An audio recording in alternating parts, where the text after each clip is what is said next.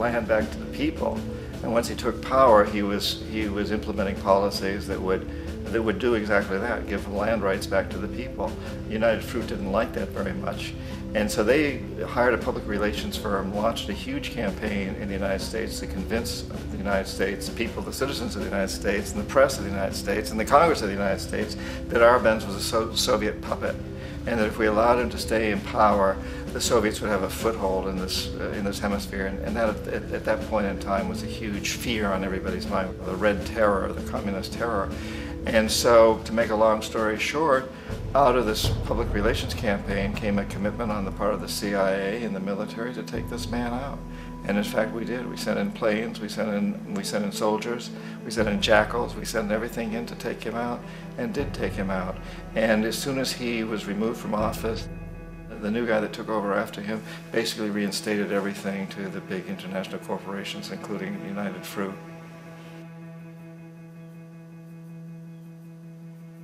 Ecuador for many, many years had been ruled by pro-US dictators, often relatively brutal.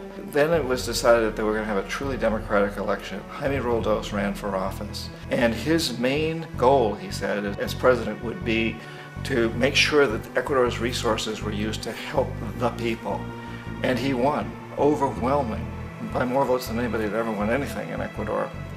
And he began to implement these policies to make sure that the profits from oil went to help the people. Well, we didn't like that in the United States. I was sent down as one of several economic hitmen to change Roldos, to corrupt him, to bring him around, to let him know, okay, you can get very rich, you and your family, if you play our game, but if you continue to try to keep these policies you've promised, you're going to go. He wouldn't listen. He was assassinated. As soon as the plane crashed, the whole area was cordoned off. The only people allowed in were U.S. military from a nearby base and some of the Ecuadorian military. When an investigation was launched, two of the key witnesses died in car accidents before they had a chance to testify. A lot of very, very strange things that went on around the assassination of Jaime Roldos.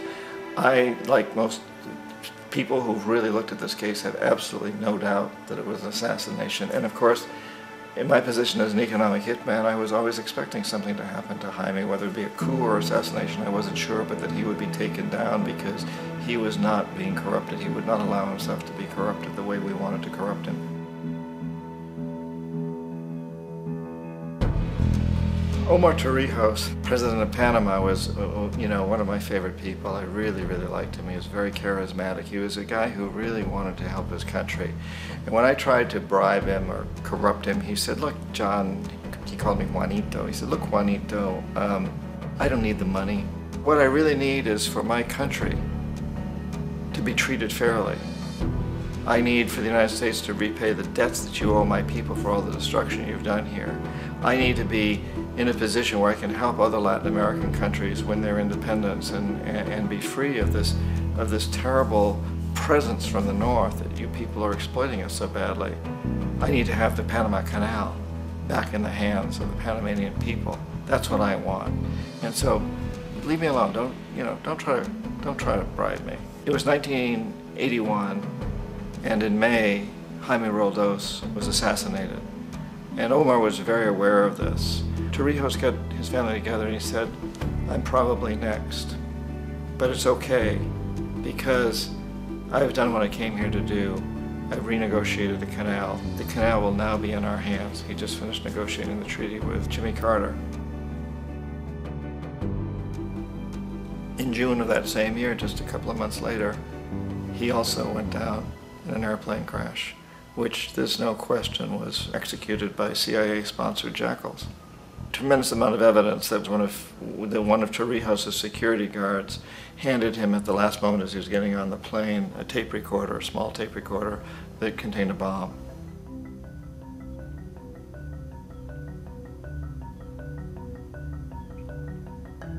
It is interesting to me how this system has continued pretty much the same way for years and years and years, except the economic hitmen have got better and better and better. Then we come up with, very recently, what happened in Venezuela. In 1998, Hugo Chavez gets elected president, following a long line of presidents who had been very corrupt and basically destroyed the economy of the country. And Chavez was elected amidst all that. Chavez stood up to the United States, and he's done it primarily demanding that Venezuelan oil be used to help the Venezuelan people. Well, we didn't like that in the United States. So in 2002, a coup was staged, which there's no question in my mind, and most other people's minds, that the CIA was behind that coup.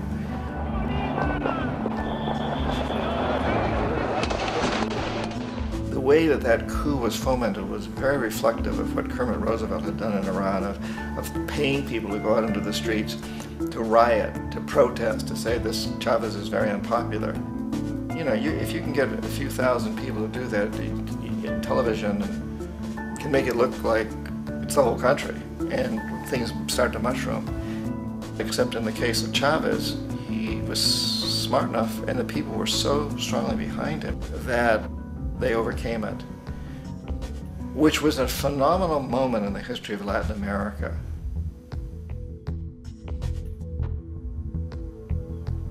Iraq actually is a perfect example of the way the whole system works. So we economic hitmen are the first line of defense. We go in and we try to corrupt governments and get them to accept these huge loans, which we then use as leverage to basically own them. If we fail, as I failed in Panama with Omar Torrijos and in Ecuador with Jaime Roldos, men who refuse to be corrupted, then the second line of defense is we send in the jackals. And the jackals either overthrow governments or they assassinate. And once that happens and a new government comes in, and boy, it's going to toe the line, because the new president knows what will happen if he doesn't. In the case of Iraq, both of those things failed. Economic hitmen were not able to get through to Saddam Hussein. We tried very hard. We tried to get him to accept a deal very similar to what the House of Saud had accepted in Saudi Arabia, but he wouldn't accept it. And so the jackals went in to take him out. They couldn't do it. His security was very good. After all, he had one time worked for the CIA. He'd been hired to assassinate a former president of Iraq and failed, but he knew the system. So in '91, we send in the troops and we take out the Iraqi military. So we assume at that point that Saddam Hussein is going to come around. We could have taken him out, of course, at that time, but we didn't want to. He's the kind of strong man we like. He controls his people. We thought he could control the Kurds and keep the Iranians in their border and keep pumping oil for us. And then once we took out his military, now he's going to come around. So the economic hitmen go back in the 90s without success. If they'd had success, he'd still be running the country. We'd be selling him all the fighter jets he wants and everything else he wants. But they couldn't. They didn't have success. The jackals couldn't take him out again. So we sent the military in once again, and this time we did the complete job and took him out, and in the process created for ourselves some very, very lucrative construction deals. We had to reconstruct a country that we'd essentially destroyed, which is a pretty good deal if you own construction companies, big ones. So, you know, Iraq shows the three stages. The economic hitmen failed there, the jackals failed there, and as a final measure, the military goes in.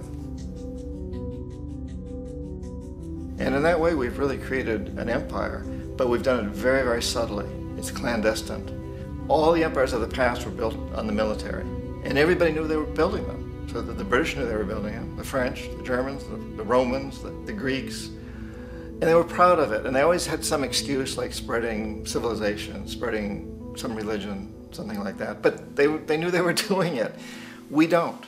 The majority of the people in the United States have no idea that we're living off the benefits of a clandestine empire, that today there's more slavery in the world than ever before.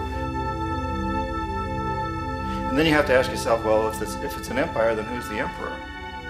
Obviously, our presidents of the United States are not emperors. An emperor is someone who's not elected, doesn't serve a limited term, and doesn't report to anyone, essentially. So you can't classify our presidents that way. But we do have what I consider to be the equivalent of the emperor, and it's what I call the corporatocracy. The corporatocracy is this group of individuals who run our biggest corporations, and they really act as the emperor of this empire.